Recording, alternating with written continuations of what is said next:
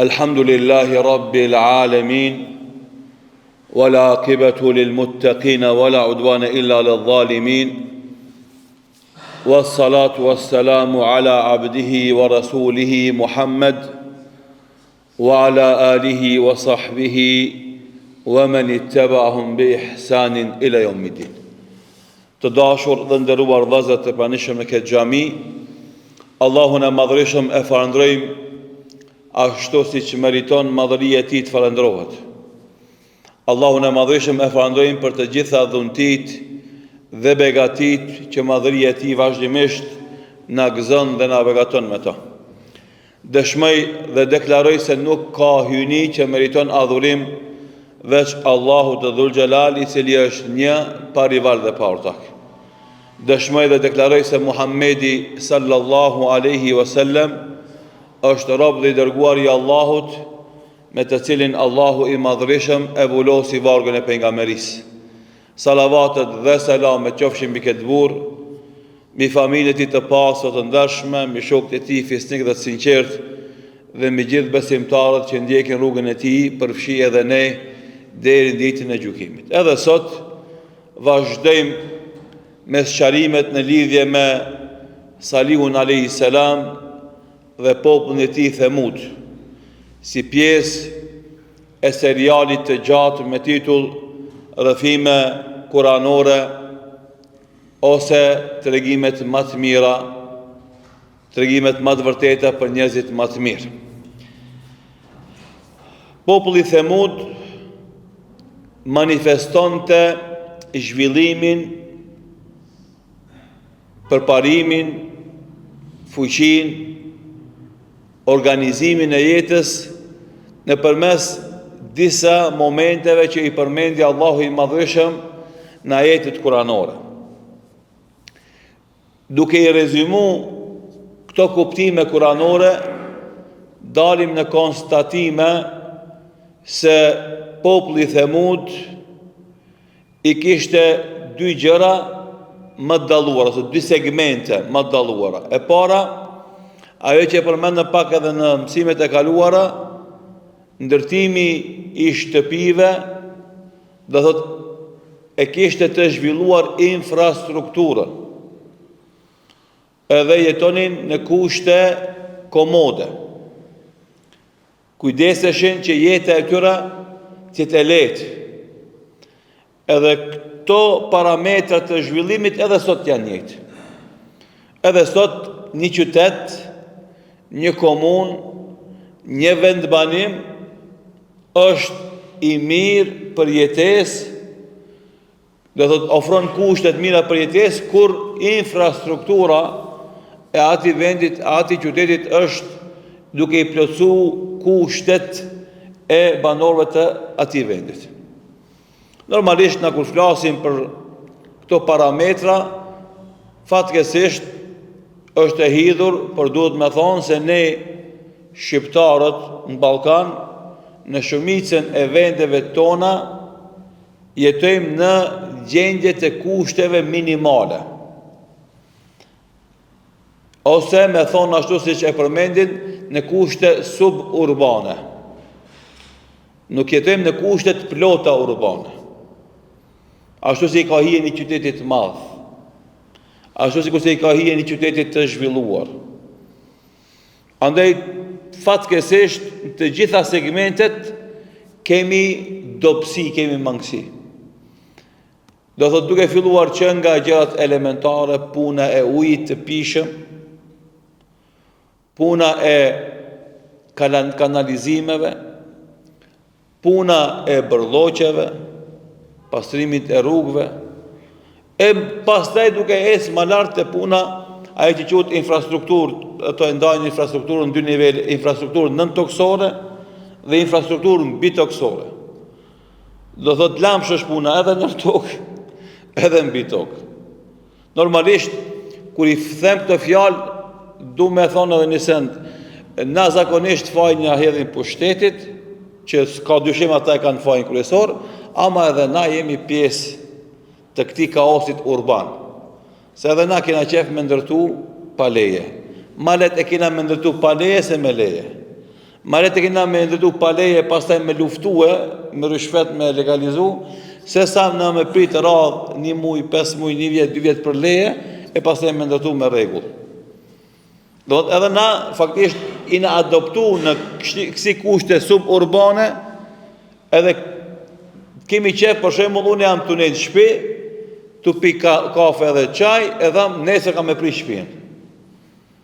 Ama kushis, a i bëjdam, atyve kushive tjerë, a jazo udhën, a ka kushte infrastrukturore ati për me bo një shpi matë madhe se e që kam, se më intereson, unë e sonte e ku vendosë. Në atë moment, unë jam inxhinieri, unë jam arkitekti, unë jam, dhe më thonë, përgjesi për urbanizëm, unë jam ai që vendosi për lidhje në rrjetin e rrymës, rrjetin e ujësjellësit, rrjetin e kanalizimit, këtë vetë i vendosi. Do të një leje e cila kur merret për ndërtim shtëpie, do të më marr përqimin e këtyre organizmave, na i bim shkurt. Unë e vendosja dhe u kry kjo punë në bon. E pse ti pas e bën problem me ujësjellësin e lagjës, bën problem me kanalizimin e lagjës, bën problem me tensionin e rrymës në lagje, e pse ti pas e ze udhën, e pse ti bën përlloqe, e ze kanalizim, ti s'ti intereson, unë e bu shtëpi të re. Ma ka sill Zoti, elhamdulillah, të bu shtëpi të re. Ky mentalitet, edhe pastaj mentaliteti i pushtetarëve kur e shohin se njerëzit nuk duhen me respektu rregull, atë thotë shumë mirë, vetë se unë edhe ti me punu për shtetin, edhe ti punon për vete edhe për mu. Se normalisht ai objekt i ndërtuar në mënyrë të egër, vjen momenti që je në udhkriç, ose duhet prishet, sa është i egër pa leje, ose duhet të legalizohet. Edhe atëre, normalisht, keme punuti me pagujt atë që keme menu se keme bo pa pare, e tash normalisht aty në o e pagun shtetin me ligjet e legalizimit, o e pagun rishfetin. Pagun. Edhe andaj, ky mentalitet që dominon tek një pjesë e madhe e njerëzve, si shoqëri, edhe ky mentalitet që fatkeqësisht domethënë thehet nga popullata tek pushteti, e bëjnë kaosin urban vendet tona. Edhe na jetojmë shekullin 21, viti 2025, edhe maksimumin e ofertave që na japin neve partitë politike është kina me ju rregullu ujësjellësin edhe kanalizimin, edhe na duart trokas. Do të llogarizim sukses, kontribut. Edhe andaj paramendo tash para mia viteve, Allahu Dhu Xhelal tregon se populli Themud ka punu shumë në infrastrukturën e vetë, për t'i kriju vetës jetë komode. Edhe na sot duhet me ngrit vetdijen tonë, edhe me kontribue në të gjitha format e mundshme. E para duke filluar nga vetja. Po, procedurat mund t'jenë zvaritëse, mund t'jenë të gjata dhe të stërzgjata, mirë po duhet me respektu procedurat, që pastaj mos kesh problem as me lidhjen me korrentin, me rrjetin e distribuimit të rrymës, as me rrjetin e ujësjellësit, as me rrjetin e kanalizimit, sepse i ke respektu procedurat, e ke marrë lejen edhe nënkuptohet me automatizëm se ajo shtëpi do jetë pjesë e infrastrukturës së përgjithshme në vendin ku jeton ti. Kur do bësh nxez pa leje, lidhja jote me korrentin, me rrjetin e distribuimit të rrymës është ilegale, lidhja jote me rrjetin e distribuimit të ujit është ilegale, lidhja jote me rrjetin e kanalizimit është ilegal, do thotë edhe për këto faza që ti i ke bën në çrregull, duhesh me pagujt ose penallti ose rishfet.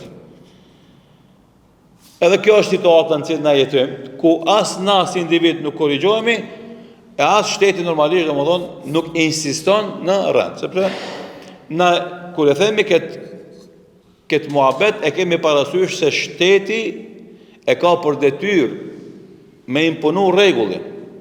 Po atë rregull duhet me imponu për gjithë. Duke fillu prej të parit shtetit deri te më i vogël shtet. Te na pse nuk zbatohet, pse nuk arrihet me ndryshu ky mentalitet, sepse shteti kur fillon me zbatu rregullin e fillon pite më i dobti. E më i forti e ka përcen. E normalisht kjo padrejtësi në zbatimin e ligjit sjell pakënaqësi te popullata dhe insistim në rebelim. Edhe shkon situata kaosi është duke shku deri tash. As populli rregullohet, as shteti rregullohet. Po nuk ka drejt populli me e arsyetu veprimin e vet ilegal, të pa drejt me padrejtinë e pushtetit. Sepse kjo kulturë duhet zhduket, se është kulturë e damshme. S'është me rëndësi ati ke me drejt, apo pushteti ka drejt, me rëndësi është që edhe na edhe ata duhet më ndryshu. E kur të filloj unë të ndryshoj vetveten time, edhe komshiu jem të ndryshon vetveten e vet, edhe i treti edhe i katërti, atë kena me arrit me ndryshu edhe qasin e pushtetit ndaj neve. Edhe kena me imponu aty, ose keni me konë drejt, ose s'keni me konë pushtet. Pse i tham këtë fjalë? Me kuptu se ka nërë kur na lipim drejtësi për pushtetit, a vetë vazhdimisht e shkelim drejtësin, është e pamundshme na me mri realisht e drejtësia. Edhe për këtë arsye do më na jemi bashkëfajtor në këtë kaos urban. Kjo është forma e parë e bashkëfajësisë, forma e dytë është puna e procesit zgjedhor.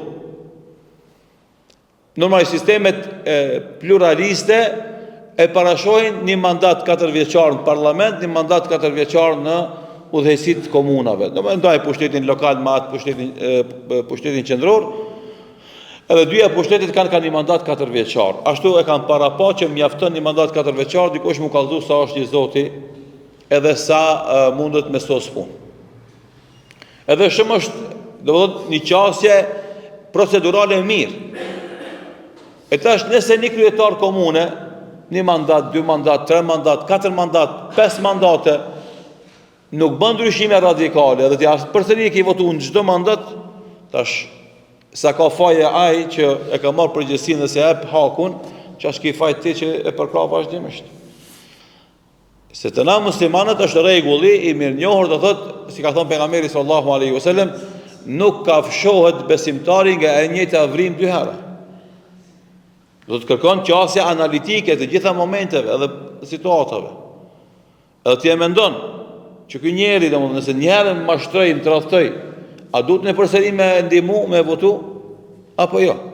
Po flas për situata të rregullta të zhvillimeve dhe procedurave. Normalisht ka dhe situata që rregullta që fatkeqësisht na jemi shumicën rasteve në asnjë situata kur na mes dy të këshillave duhet me zgjedh të keqen më të vogël. Fatkeqësisht në shumicën e vendeve tona shqiptare pozicioni i votuesit është ky. Deri tash nuk di që kemi pas një situatë ku kena pas të mundësinë me zgjedh mes 2 opsioneve, njëri të mirë, njëri të keq. Po zakonisht jemi detyruar me qenë para një situate ku kena me zgjedh mes 2 të këshillave. Do të na duhet me punu shumë për me sjell gjendjen në situatë normale me zgjedh mes të mirës edhe të keqes. Do të me punu edhe shumë më shumë për me ardhur në një situatë të favorshme kur do kemi mundësinë me zgjedh mes 2 të mirave, të mirë më të mëdha. Do të jemi tash në tokë, në ala, underground, ala në infrastrukturë nën toksore.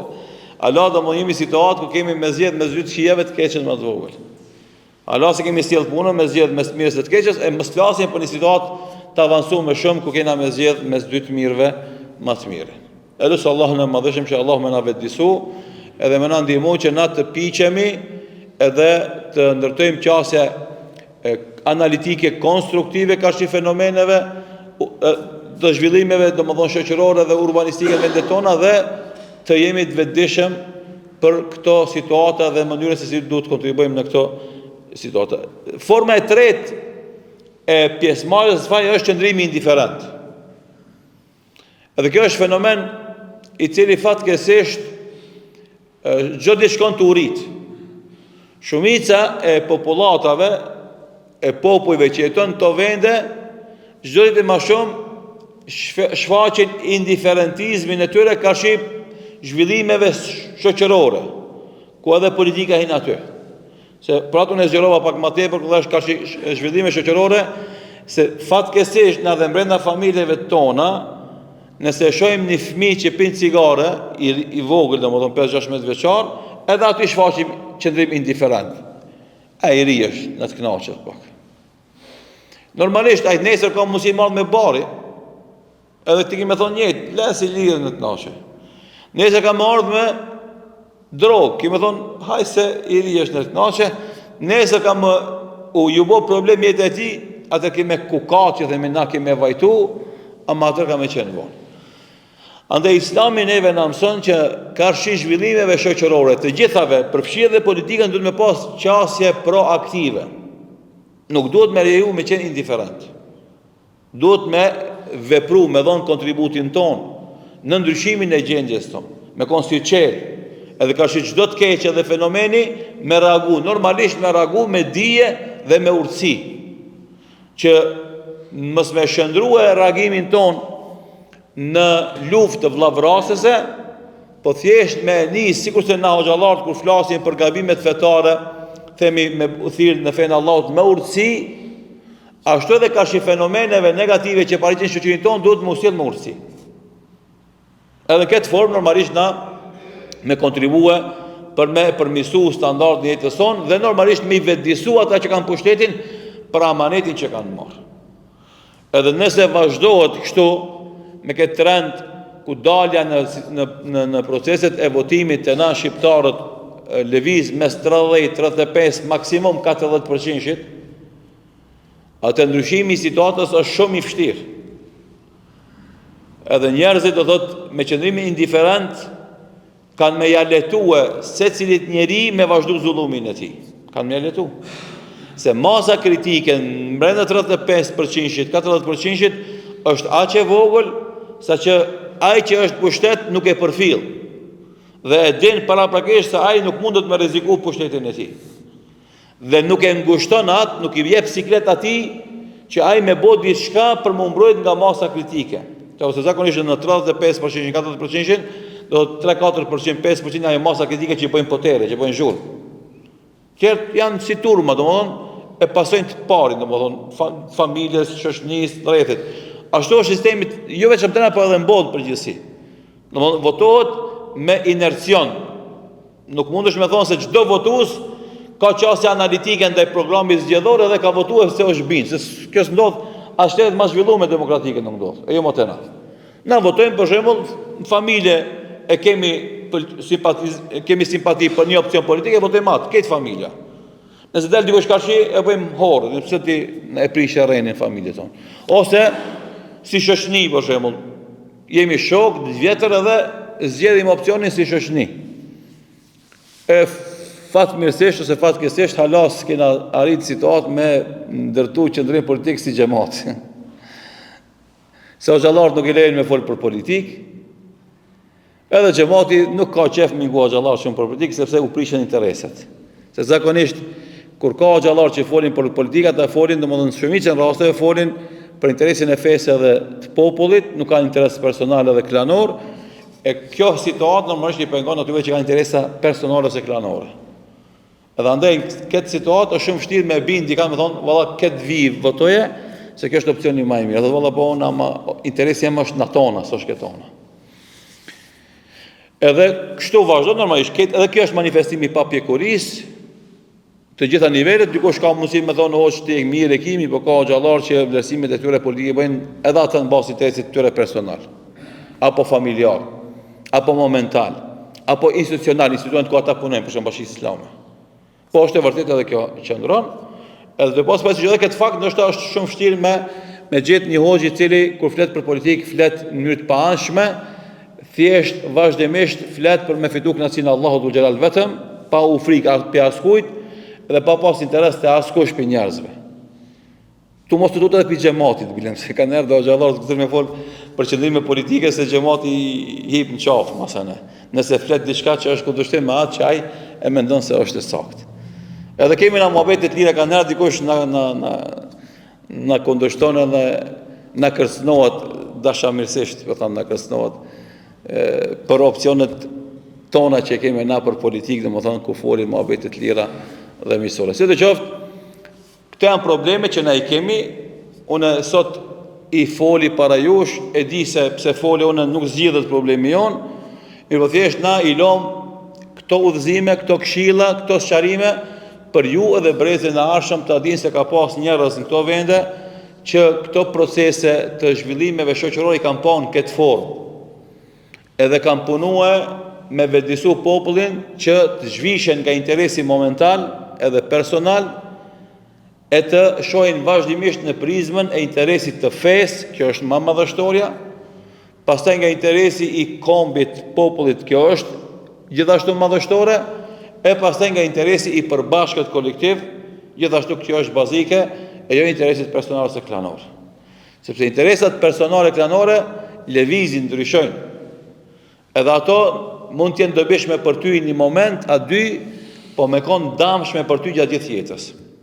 Edhe na kemi shembuj, fatkeqësisht, të politikanëve, sikur si ka përshkruajt Ali Aslani, Maharat, do thotë të maskarejt, hynën politik zbrazu, do më thonë, zhveshur e zbathur, e dolën prej politikës, do thotë, milionera.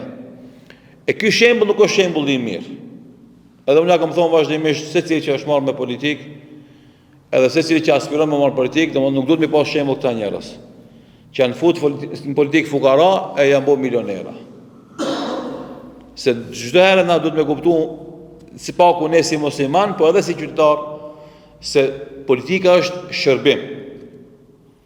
Edhe është të pjesa e aktivitetit shoqëror.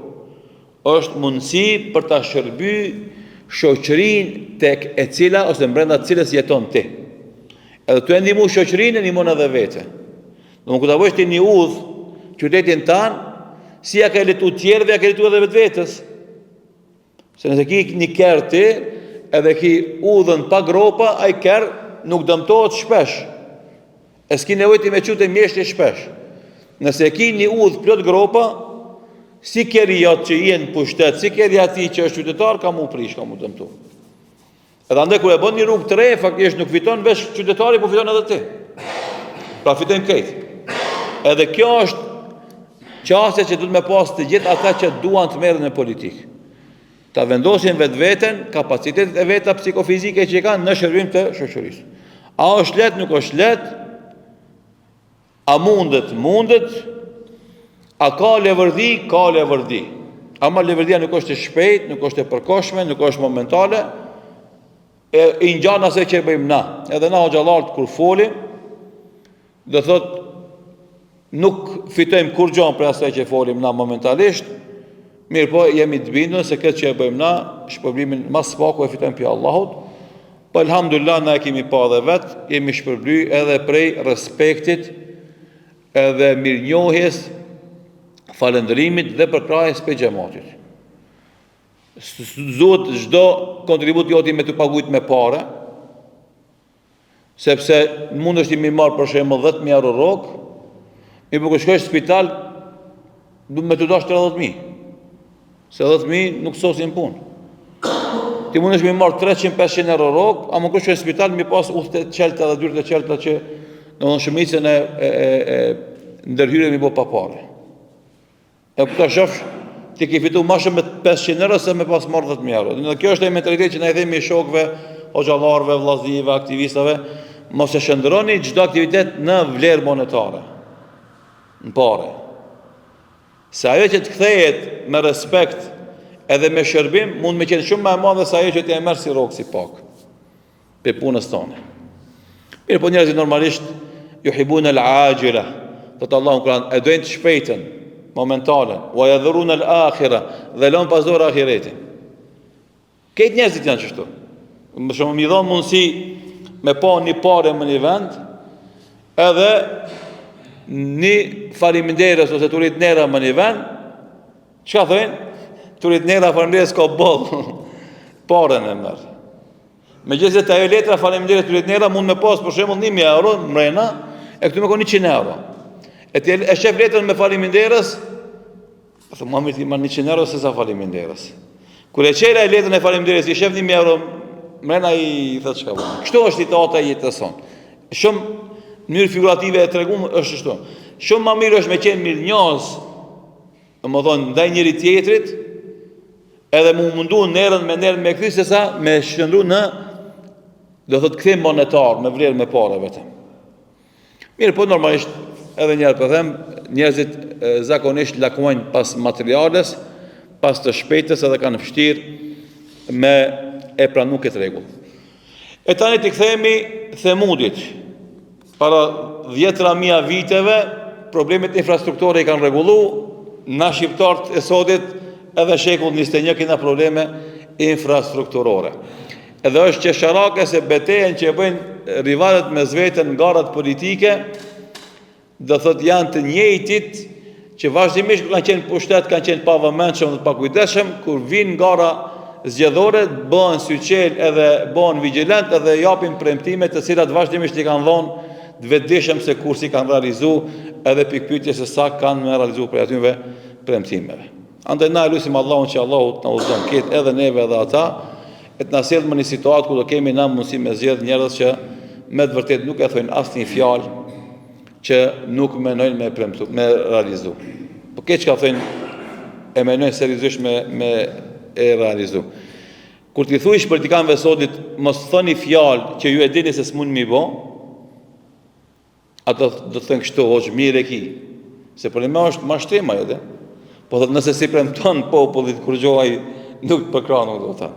Që edhe popullit ka merak mu rejnë, nëse e din se është rejnë, mirë po ka merak e me folë kalabalëk lafe, ku e din se një pjesë e madhe, ose me madhe asaj është rejnë.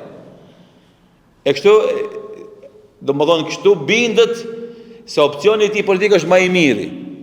Me gjithë se gjithë e dim vetë se shumica asaj që thuhet nuk është e vërtet, ose nuk ka moralizu në këtë mandat, do shtë realizohet mas 2-3 mandateve, po janë këtë mandat. Allah na udhëzoft neve, dhe udhëzoft të parët tonë, edhe inshallah na sjell në situatë ku kena me zgjedh vazhdimisht mes të mirës edhe të keqes, ose mes dy të mirave, më të mirën e madhe inshallah taala në një kohë shumë të afërt dhe shumë të shpejtë. E tani Allahu Dhu Xhelal tregon aftësitë e tyre organizative, e para tek pjesa e gdhendjes së shtëpive në përgur, me mjeshtrit veçantë të radhë, për këtë temë kemi folë para 2 mësimeve, kemi dhënë sharime të mira dhe të mëdha në lidhje me zanatin dhe kualitetin e punës, dhe normalisht kualiteti i zanatit të punës në një vend denshesh kur rritet standardi. Për shembull, kur jetosh ti në standardet ulta, nuk i vendos vëmendje, nuk i jep vëmendje imsirave. Ama kur jeton në situatë të perandorisë ose zhvillimit infrastrukturor, atër çdo imsi e gabume ta vret synin, edhe ti reagon. Andaj këto momente edhe prodhojnë kualitet, prodhojnë mjeshte dhe më thonë të mëdhejt. Të gjitha zanatët është njëjtë, për shembull kur ki pare, edhe i blen një par këpuc 400-500 euro për shembull, ti i këshir 30 minuta, çdo detaj, çdo penja këshir, çdo kapse ja këshir, do më thonë çdo qosht kundës ja këshir, mrena, jashtë, gjonin, topukun, postavën e mrenshme, llojin e tojave, këtë detajt e këshir, se kime pagujt. Edhe normalisht, edhe ai që e prodhon, edhe ka bën jetë me avnu çmimin 500 euro, megjithëse materiali i bazë është i njëjtë, edhe ta e këpuca 100 euro, ta e këpuca 500 euro. Edhe ai normalisht mundohet me dhon hakin punës vet, me punu kadal, me punu qetë, me punu do thot me shije, me punu në mënyrë të veçantë, se nëse mi punu 20 parë, kam mi punu 10 parë. Se me 10 parë kam nxjerr fitimin e më shumë se 20 parëve. A kuptoni tash domon kur rrit standardi jetësor, atëherë njerëzit fillojnë mi dhon rëndësi detajeve. E këto detaje e bëjnë atë civilizimin dhe qytetërimin. Andaj perandoria osmane, perandoria abasite para asaj kanë prodhuar qytetërim dhe civilizim. Pse kanë jetuar në kod bollokut. Në mirëqenie ekonomike. Shteti o konë i madh, o konë të zhvillu.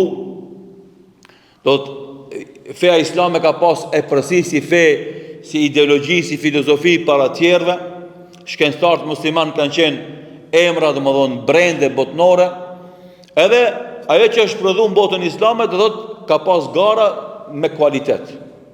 Edhe bashkë atë që kalon qytetërimi dhe civilizimi islam shekullin e 15, shekullin e 13, 14, 15 e kënena, hala i ki të mrekullueshme. Për shembull shkon te ure gurit, edhe hala gëzohesh, kënaqesh kur e shef.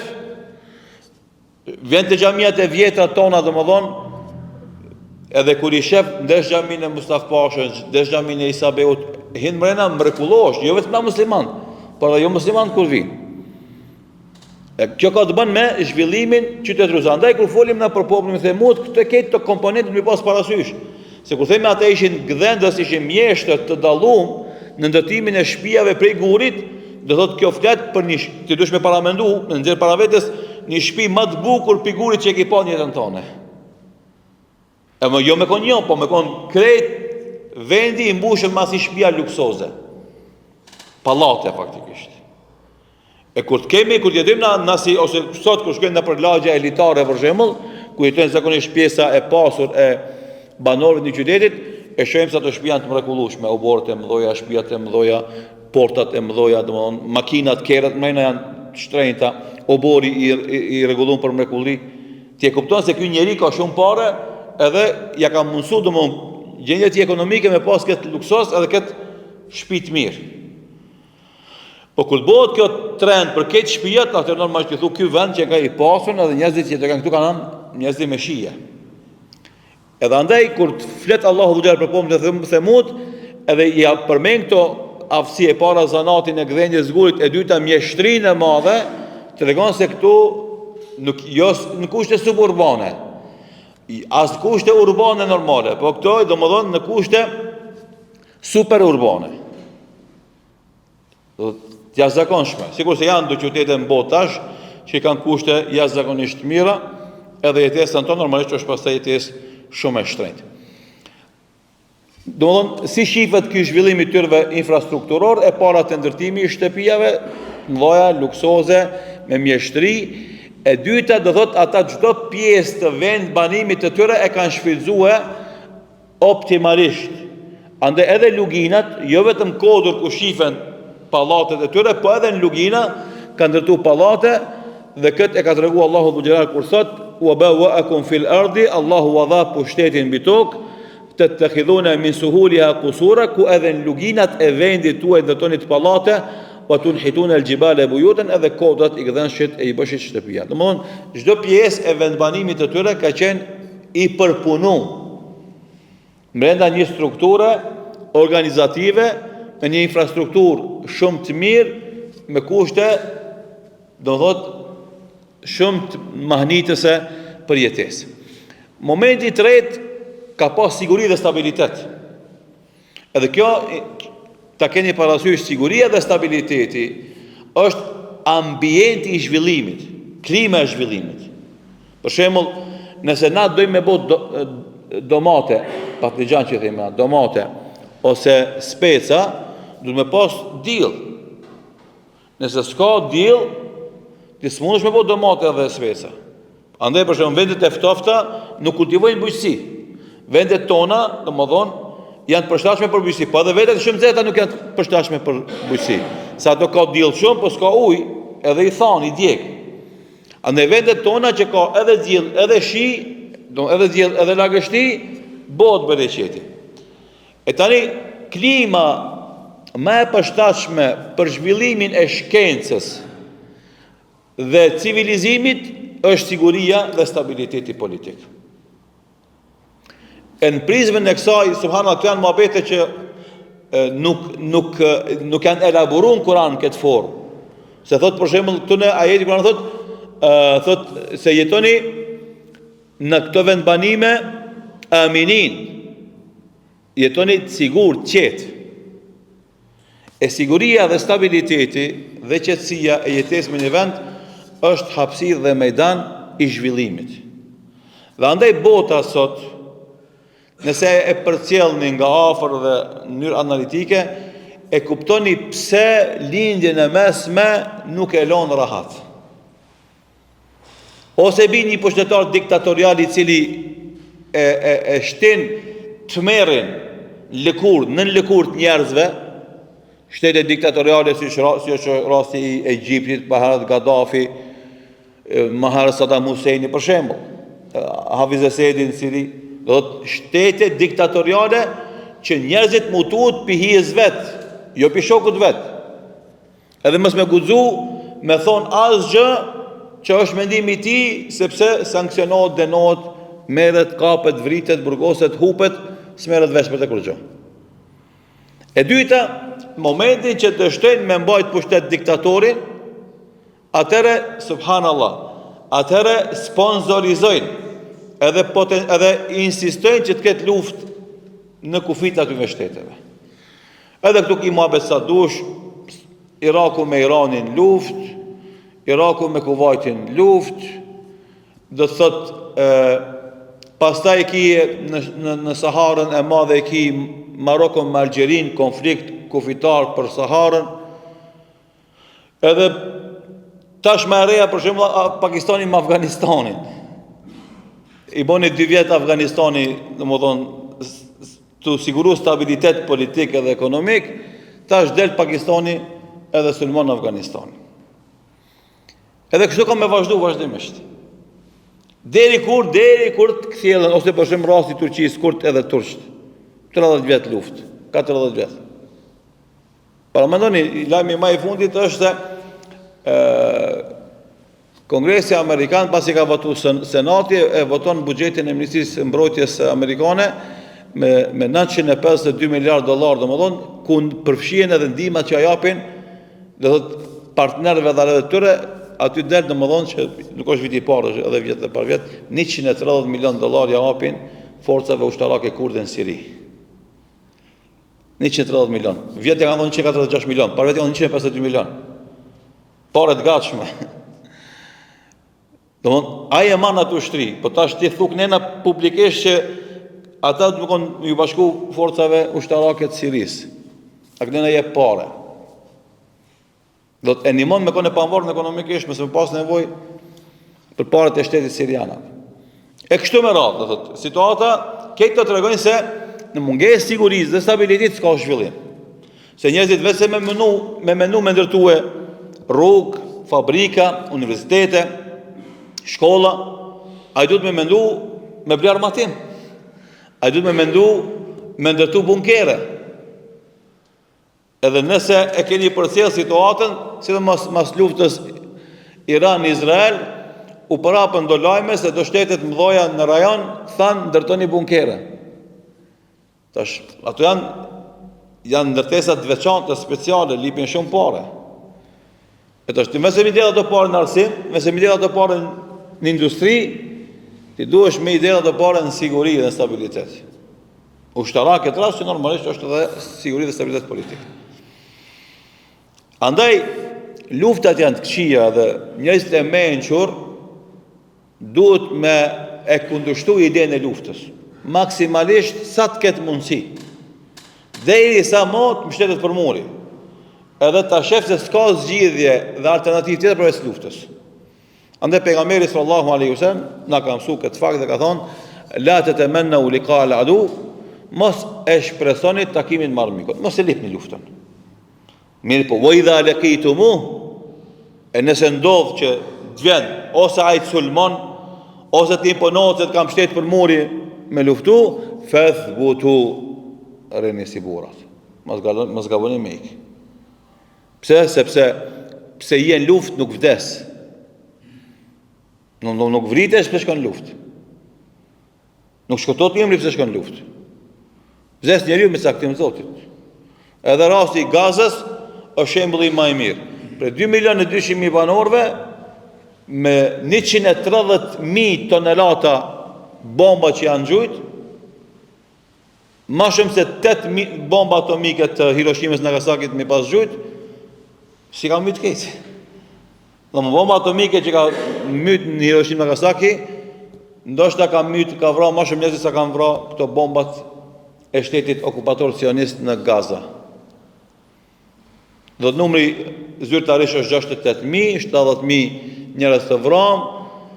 Tash me përfundimin e luftës dhe pushimit ka mundësi me dal hala gjenaze tjera që janë kanë 10.000 parafërsisht zhdukun, me dal ato këtë gjenaze sigurisht, edhe ma shumë, po s'ka mujt këtë mi vra. S'ka mujt këtë mi vra. Andaj ne i themi besimtarve, muslimanve, ku do qenë ata, mos e lipni luftën, se lufta është gjë e keqe, nuk është gjë e mirë, ajo shkatron, nuk ndërton, ama nëse të vjen në borë, rrik arshi si burr, mos gabo me ik. E na popullon ka pas rast, domethënë, me përjetu luftën, edhe në Kosovë, edhe këtu në Maqedoni, edhe duhet me bë tërbije veten, mos mu tut. Mos me lip luftën, po me bë tërbije, mos mu tut, nëse i vjen, mos me ik. Mos me ik. Po me net ka shi, do thot armikut, edhe nëse ka ymër me tu jeton, nëse ka nafak me ra shehit, shkon shehit, po ai nuk humb. Ai nuk humb, ai veç fiton Allahu Dhu Xhelal na rujt pit këshijave dhe pistrovave. Ande komponenti i dytë, i tretë faktikisht është siguria dhe stabiliteti. Dhe në mungesë të sigurisë dhe stabilitetit nuk ka zhvillim.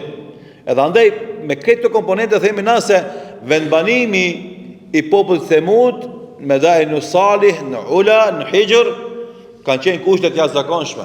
Edhe andaj kur jetosh shumë mirë, tritet mendja bosh mendje madh, arrogant, e ke vështirë me pranu dikën me bisedu.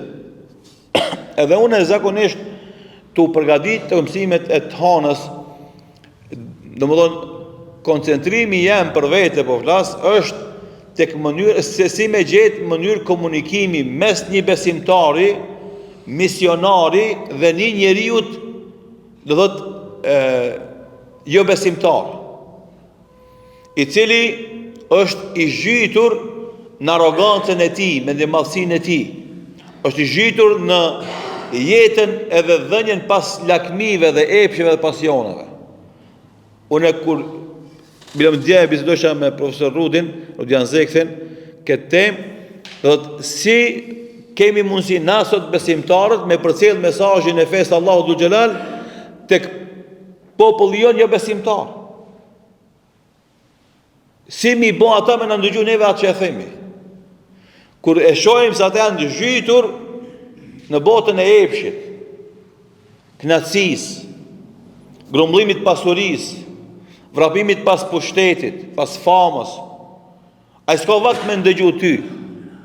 Ai s'ka krizë me u dridh e me ardh me të pyet ty. Tash e shohim Salihu alayhis salam, me gjithë se ka qenë situata shifë, kanë jetu jetë mirë, infrastrukturë të mirë, pasuri të madhe, kjo i ka pas siguri, stabilitet, zhvillim ekonomik, arrogancë me ndjemallësi, Salihu alayhis salam me ka përcjell mesazhin e Zotit.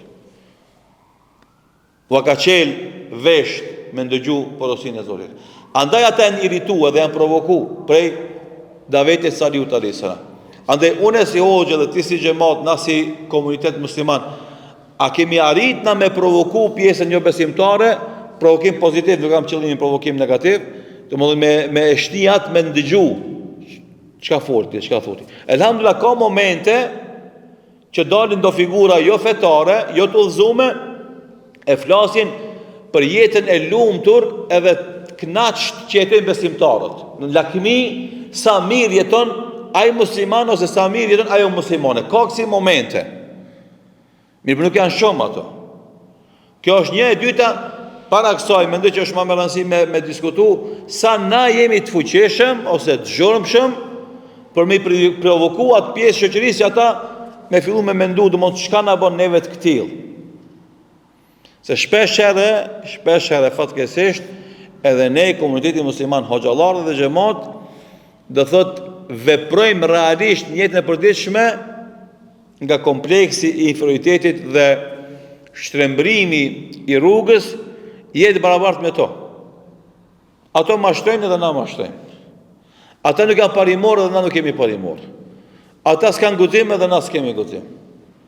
Ata do thot i bëjnë lajka të tjerëve dhe na i bëjmë lajka të tjerëve. Musliman me pas guximi, më thonë, kjo është e keqe, kjo është e mirë. Kjo ban, kjo s'ban. Kjo duhet, kjo s'duhet. Edhe me thonë normalisht me guxim, edhe me urtësi. Lufta e Palestinës dihet, njëna anë është xhelati, njëna është viktima. S'ka tre aty. As s'ka ndryshim të roleve. Kush është xhelat, është xhelat, pi fillim deri sot. Kush është viktimë, është viktimë, pi fillim deri sot. Edhe këto role s'ndrohen, tash mund të thonë, këti kanë fajt ka pak. Ose unë e di që kush është xhelati, kush është viktima, ama nuk guxoj me thonë. Ose tjetri thotë, çka ka dobi me folën. Pse më ngushtu rrethin e punës teme për një problem që unë s'mund me kontribu atje. Këto janë përgjigjet e dilemave kur u thënë njerëzit pse s'folni për Palestinën. Në këtë rast e humbat integritetin tan fetar, se fetari nuk tutet për askujt. Edhe nuk pret hapësirë për askujt. Edhe nuk pret pasuri për askujt. Këtë të i pret për Rabbul Aleminit. Edhe thot vërtetën, normalisht gjithë njëherë e theksoj me urtësi, me mençuri. Edhe nuk ka nevoja me folë çmendurira, fjalimet e tija që normalisht pastaj me pasoja konkrete. Ama edhe me qenë indiferent edhe me hesht për 733 ditë luftime në Gaza, asë njëherë me të kujtu, njëherë me folë, edhe ata që të shofin nga anësh folet për vllaun tanë musliman, ti e thuku vetës musliman. Dhe të s'ki gudimi me dalë me mbrojt atë. Dhe si ka mundësi ti me provokuat e me nguti? Me qka? Ti se tregove dhe do të parimin tanë, ose qëndrimin besnik parimit tanë, su tregove ti njeri besnik, tërim, i gudzimshëm, su tregove ti, nuk u dallove për pjesës tjetër shoqërisë. Ata kalkulojnë, ti kalkulojnë, ata llogarisin, ti llogaritë. Mund ndamin në dobi në interesin tanë personal, jo interesin e fesë dhe shoqërisë. Edhe në këto situata normalisht na si të e provoku situatën tek jo muslimanët që me i detyru ata me na ndëgju neve. Në porosit tona që japim apo këshillat tona që japim. Komponenti i katërt me cilën tregoheshte zhvillimi i tyre ishte përparimi në zhvillimin e bujqësisë. Edhe kur flasim për bujqësi në Medajnu Salih në Ula, edhe e dim sot që është gjendja, themi atë që është vërtetuar fetarisht edhe historikisht, se ato vende kanë qenë vende të begatshme me lumej dhe me kopshte. Andaj thot Allahu Xhelal, kur e përshkruan jetesën e popullit Themud, ja kujton faktisht të fakte Salihu a.s. se që thot Allahu në surën Shuara, ajeti 146, 47, 48, 49, e tu të rekune fi ma hahuna aminin, a mendoni se do ju blen Allahun këto vende vazhdimisht jetoni të sigurt? Sheve vllazni, as na as ata kush s'ka sigurit për hershme. Sigurinë e fitojmë për aq sa jemi të lidhur me Allahun dhul xhelal. Për aq sa jemi në udhë të Allahut dhul xhelal, në rrugë të Allahut. Momentin që na i largojmë rrugës së Allahut, udhëzimit, s'ka më siguri. Ka më ardhur ndëshkimi nga nuk e presim, veç ka qenë Allahu dhul xhelal. Pastaj tha fi jannatin wa uyun. Ju jetoni në kopshte dhe në kroje, burimet ujit. Wa zuru'in wa nakhlin tal'uha hadhim, dhe jetoni në mes të i themi na të kornave, të mbjellurave, wa nakhlin dhe hurmave, të cilat japin fryte vazhdimisht që let ato gëlltiten, let ato përtypen. O të nhitune min al-gjibali bujuten farin dhe i gdhen shtëpijat me një meshkit të rrallë. Do në përmeni bujqësin, e përmeni kopshtet, e përmeni të mjellurat, e përmeni hurmat. Pra pas ka qenë një vend që ka pas edhe gjelbrim. Dhe kur folim na pak merët pallatet, se përmenëm gjelbrimin, ama tash po vim të komponenti i 5 me radhë me tregu se aty përveç infrastrukturës s'ka qenë gjungëll e betonit, si që janë qytetet moderne sot, po ka qenë një qytet dhe thot me zonat shumëta të gjelbërta. E përdori këtë term me qëllim sepse është term administrativ që qytetet tonë e përdorin shumë zonat gjelbërta, i kanë fut tash sikur se me qenë të mbrojtuna nga uzurpimi për ndërtu ndërtesa të mdoja aty. E faktisht Medajnu Salih al-Ula ka qenë vendbanim me krejt nishanet e një metropole. Edhe ka pas lumej, edhe ka pas gjelbrim, edhe ka pas fusha, edhe ka pas vëreqet. Sot atje shkretin, s'ka kur gjumë, veç gur edhe zallë, gur edhe rër, asgjë tjetër s'ka. E tash, në prizmën e kësaj, shkojmë të hadithi pejgamberit sallallahu alaihi wasallam. La taqumu as-sa'a hatta ta'udu ardu al-arabi murujan wa anhara, nuk ka me ndodh kiameti derisa nuk kthehen tokat arabe në kopshte dhe lumej. Do të pas kanë qenë kopshte dhe lumej, janë bosh këtina, tash do kthehen përsëri në kopshte lumej. Do të ajete kuranore nuk e kanë qëllimin me folë për çka më ndodh tamën, folë për të kalumen. Ama ne si musliman, kur lexojmë me analizë Kur'anin, e shohim se argumentet fetare vetë shkojnë tu u gërshetu njëra me tjetrën. Të e lidh fort njëra me tjetrën dhe të e forcu njëra tjetrën. Edhe kjo është prej mrekullive të Kur'anit. Se ajeti e përforcon ajetin. Edhe hadithi e përforcon ajetin. Edhe vetëm shkon, të vërtetat fetare islame shkojnë tu u, do thot tu u gdhen shumë e ma shumë në vetdijen e njerëzve, edhe si me ato legurat që prodhojnë metale të pathyeshme, metale të fuqishme. Edhe këto janë të vërtetat e fesë islame. Do të edhe kjo ka qenë një komponent, edhe normalisht nuk ka mundësi me qenë një vend i zhvilluar nëse i mungon prodhimi i ushqimit vendor. Edhe andaj në prizmën e kësaj, na në Maqedoni po dhe në Ballkan përgjithësi jetojmë në një vend shumë të begatshëm, në një vend shumë të mirë, që realisht me pas varfëni edhe munges kushte jetese në këto vende është shmenduri. S'ka logjike shëndosh që e aprovon këto krize ekonomike që i kanë këto vende. Po flas për këtë Ballkanin, nuk flas vetëm për Maqedoninë, edhe Shqipëria, po edhe Greqia, edhe Shqipëria, edhe Maqedonia, edhe Bullgaria, edhe Kosova, edhe Serbia, edhe Bosnia. Do të këto vende kanë kushte shumë të mira për me bo një jetë fenomenale. Që mos me pas nevojë me shku as Zvicër, as kon tjetër kon. Po me jetu këtu edhe me jetu ma misë në Zvicër. Do të kushtet që ne ka dhonë Zoti i kemi. Kush e ka fajin? Edhe na, edhe ata. Edhe na, edhe ata që i zgjedhim na. Na i kemi fajin. E tani, e kanë thonë shpesher në për të bime ndryshme, të na shqiptarët, vlla me vlla janë vra për një plam toke. Ma kilujt megje. Për para, se këto të rritë nuk e din, kur i kanë lavru tokat, i kanë lavru dhe më dhonë me kije. Ka është muzati dhe më dhonë i cili përdoret për punë. E kijet, kur kanë lavru me kije, i plugu është majtë ndorë.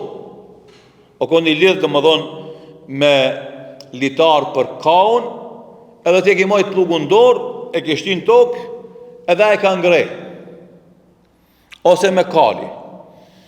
Po të e majtë ndorë, s'ke mujtë me konë shumë precise, edhe normalisht tik të vizë, edhe shpesh here, tokat janë damë me gurë, në kokë, në kryet tokës, do më thonë një grumull i gurëve, o konë nishan i kufinit. Edhe i kanë thonë për parat e na meqe. Këtë tokat janë konë damë me në atë formë, s'ka pas katastër, edhe inqizim me aeroplan tokave, kufinit me konë të digitalizum, kam në gurin që është. E tash të i lavru tokat me plugun e dorës, plugu ka lëviz, i ka rëzu gurt, edhe këj se ka botë madhe, a i pronari se ka botë madhe, po edhe në motë që ashtu, edhe për motë, kur e shesti mas 5 viteve, 10 viteve, ka hinë gjysë me e trajtë e ti. Edhe i thuti, o vlau, e pas ke lëviz meqen, po hajvanati, se ki navnuron, atë ketë, edhe grinde njëzit me zvete, jo toka jeme, jo e jote, jo kështu, jo ashtu, edhe vritën me zvete për tokë, për një plomë tokë. Pse se normalisht është shumë normal, është njeri me luftu për tokën e vetë.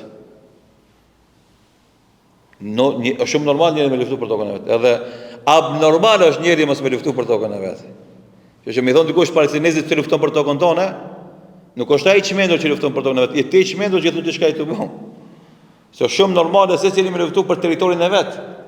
Kafsh si kafsh, kur e zonë territor, do thotë e sundojnë atë, dhe në momentin që tenton dikush me hinë territor, ata e luftojnë. Macat si macat, macat endacake që i kemi na. Në momentin që e përcakton një territor të vetin, dhe vjen një macë e ujaj, e ndjek edhe lufton. Jo për njeri, është shumë normal njeri me luftu për tokën e vetë. Edhe andë jo rasish pejgamberi sallallahu alaihi wasallam tha, kush lufton për ta mbrojt pragun e shtëpisë së tij është shahid, e vritet është shahid. Kush lufton për ta mbrojt pragun e shtëpisë së tij, e vritet është shahid, se është shumë normal njeri me mbrojt pragun e vet. Se fundit ti me ti dushmani i shpejt dhe ti mos me bë kur gjatë, çfarë burnie ke ti? Çfarë burnie ke ti? Çfarë xhelozie ke? E ta çfarë ndodh? Shqiptarët e tonë për një plan toke janë vrarë me vllau me vllaun e vet. Sot këtë ato toka për të cilat janë vrarë i kanë lënë lëndina. I kanë lënë shkret, si punojnë. Edhe pasi kur vi pazar me ble domate speca, shumë shtrenjtë për kana, qepa, sa shtrenjtë për ka po qepa. Në më thonë pasuri, valla s'ka pasuri të mirë, edhe kur shkon pazar pikash, thot pi Ukrajine, pi Rusije, pi Kuwait, pi Azerbajxhani. Vendet tona ballkanike që kanë qenë eksportues të shumë produkteve bujqësore, sot janë importues. Pse? Sepse toka tona për cilën ne mbi vrarë në të kalumin e kena vënë lëndina. Edhe s'kemi kushte ekonomike, s'kemi pas, nëse e përbuz një të mirë, një dhunti, do unë të flas tash për fushat tona që e kemi lumin vardar rreth tymve, ti para mendo. Tash në shkletirat e Arabisë Saudite, ato marrin ujin e detit, e destilojnë, janë nxjerrë kripën, e bëjnë ujë të përdorshëm, edhe ujisin tokat e shketirës me atë ujë që e bin, domethënë me gypa me qindra kilometra, mbjellin gru edhe janë eksportues të mëdhej të grunit Saudia në shketir. Teki ujin midis fusha aty, s'ki nevoj me e bo eksportim ose mbartje të ujit, e ki tokën alhamdulillah për merak, edhe s'ki buk me hangër. Edhe normalisht të i përbuz të mira që nga dhënë Allahu Xhelal, na kina me jetu fukara. Jo pse s'kena, po pse s'dëna me shfizu ato që i kena. Edhe normalisht, kjo është problemi që ne edhe kur realizojnë Kur'anin se marrna mësimin edhe porosin që Allahu Xhelal na tregon këto mirësi që i kemi përdorni. Nëse doni që të shndron ata në element fuqie. Edhe na jemi dëshmitar të fshatrave që merren me bujqësi, janë fshatra me ekonomi të fortë, me infrastrukturë të fortë, me shtëpia të mira dhe jetesë të mirë. Edhe askush për atij fshati nuk shkon gurbet. Nuk shkon gurbet, se ma shumë merr parë aty se në gurbet. E s'po du mi përmend me emra disa fshatra që mirë me bujqësi, edhe në rrethin Shkupit, edhe ka Velesi, për me kuptuar se ata që punojnë tokën do të jetojnë mirë, edhe kjo ka qenë përherë, edhe ka qenë përherë. Andaj rinia, momenti që nuk e ja do shkollën, nuk do me mësu, atëherë le të merret ose me zanate, edhe pse zanatet tashmë nuk kanë shumë peshë, le të merret me bujqësi edhe bektori, mas një investimi disa vjeçar, ai ka jetu tamam si ag, si spahi, si qehaj, për para që i kanë thonë. Ka me qenë njeri, domethënë me autoritet, me pasuri, edhe me ushqim, shëndetshëm edhe të begatshëm. Koha që kemi në disponim na përfundoj për këshillat e sotit, na vazhdojmë me gjërat që kanë të bëjnë me këto komponente ndesë në arshëm, duke lutur Allahun të na jepë të bishme dhe vepra të mira, të na japë sinqeritet në fjalë dhe vepra, dhe ashtu si ne ka bashkuar në këtë xhami, Allahu i madhëshëm na bashkoft gjendër firdaus në shoqitë e Muhamedit sallallahu alaihi wasallam. Wallahu ta'ala a'lam, sallallahu ala Muhammedin wa akhiru da'wana alhamdulillahi rabbil alamin.